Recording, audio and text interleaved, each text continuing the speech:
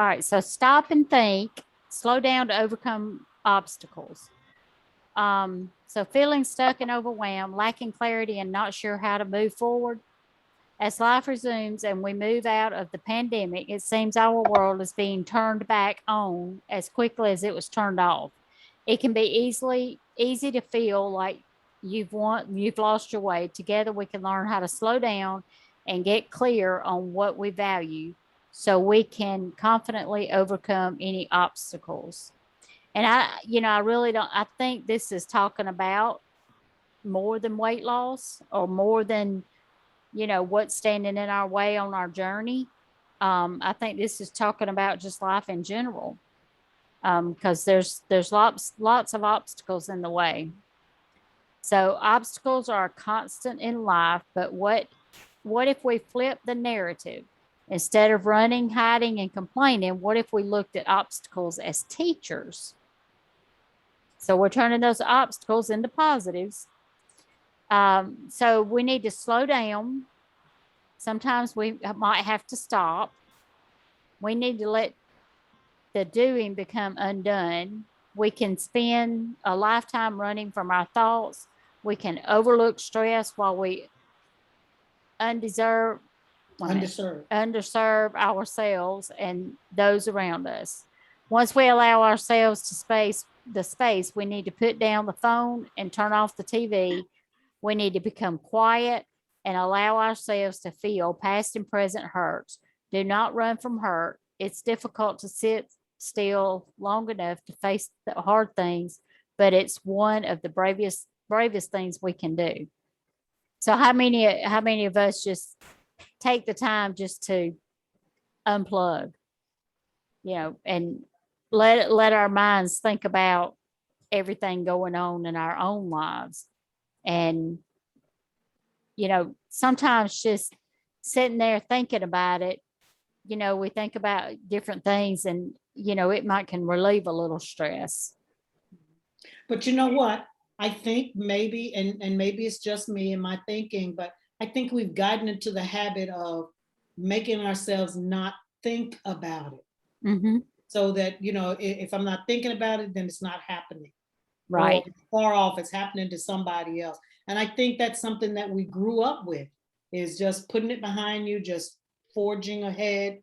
What's the name? That's how we were taught, to let it go and just keep on moving. Only it really isn't let go because it's still there. Right. It is. And we just think about it for a quick second when something comes up regarding whatever it is. We just think about it that quick second and then move on. Mhm.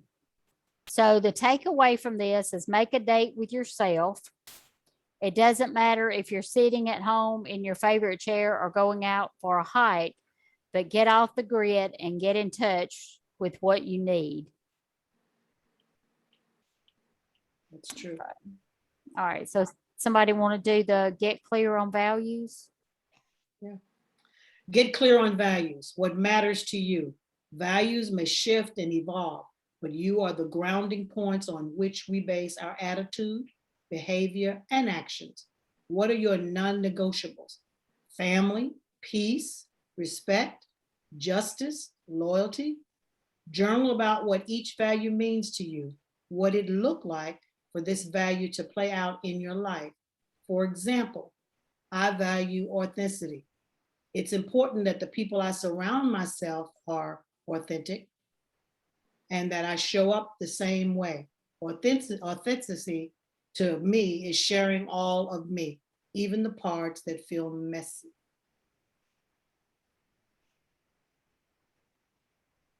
Okay. So the takeaway was find 3 or 5 values that matter to you. So let's just talk about one. What is one value that matters to you? Health. Health. She said health. I say family. Mine is trust. Mm.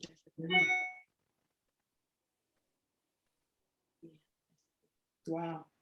Betty, do you have a value that you want to share? Yeah, I mean, Well, I like all of those that are listed, but one that's equally or just as important to me is peace. Peace, peace. Yep. Yep. You know, peace of mind, inner peace in the midst of, you know, what's going on, within the, whether it's within my family or in the world at large or the community at large, having a sense of peace. Well, very good. So journal about your values and what it would look like to see them show up in your life. Let these guide your decision making. Consider rolling your values into a personal mission statement, which is simple, direct, and to the point. So don't overthink it. A lot of times that's what happens to me is I overthink stuff and make it complicated when it really shouldn't be. And you know, that's one of the TOPS programs is to make your own mission statement. Mhm. Have y'all ever done that one? Not for tops, I haven't. Seems like we did something, I don't know, maybe a couple years back where when we had a journaling program or something, where we did something like that. Yeah. All right. Valerie, you want to do overcoming obstacles? Yes, ma'am. We all face obstacles. We're either facing one, in the midst of one, or coming out of one. Obstacles are a constant in life. But what if we flipped?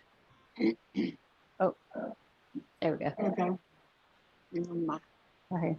Flip the narrative on obstacles. Instead of running, hiding, doing, burying, and complaining, what if we look at obstacles as teachers, revealers, truth tellers, character builders? Since we know we aren't going to avoid obstacles, the next best thing is to not become mired in them. There's a cycle to each obstacle. The goal is to know our cycle so we can process an obstacle in minutes instead of days or years. No process is wrong, but we must be aware of the process.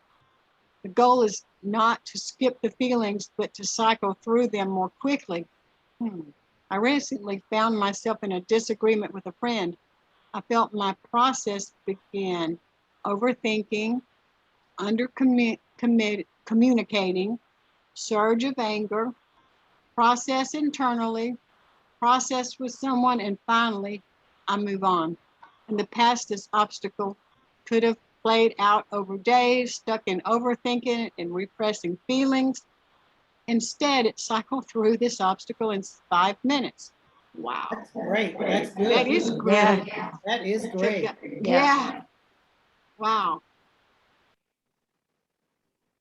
And you know, I think that's what causes a lot of stress if we just let things carry over and over and we think about them and it's like it just happened instead of, you know, thinking about it and then letting it go. A lot of times I think that's why people become depressed. It's because they just keep thinking the same thing over and over again instead of just letting it go. Stuck in overthinking and repressing feelings. Woo. Wow. Those are big ones, guys. These are big takeaways. I mean, really. Yep. When you look at it like this, you can see maybe somewhere in your life you've come to this point and you've had this. And just think about if you had known some of this stuff, could have helped yourselves before now. Yeah. Right. Some good takeaways. You know, we can always just unplug and think about even the things that are suppressed in our minds, you know, bring it to the front, think about it. Is it really worth stressing over? Yeah. Or how can we fix it to let it go? Yeah. So think through 3 situations where you've overcome obstacles. They don't have to be big problems. Break down the process used to overcome the obstacles so you can be mindful of your cycle. In a world that's asking us to do more, it couldn't be more important to do less.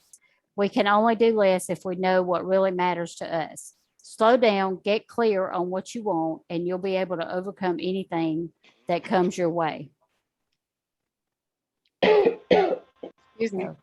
Um, Someone told my husband a story, not this past weekend, but the weekend before, when we were at the marriage conference, and they have a special needs autistic son who has been to many different counselors.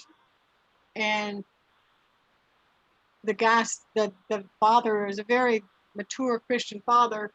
He said some of the best advice he has had is to sometimes, he said, with his son, instead of trying to win or get through because he's autistic and everything, sometimes the counselor told him, you just sit back and say, okie dokie, because it's not worth hashing all through. yeah.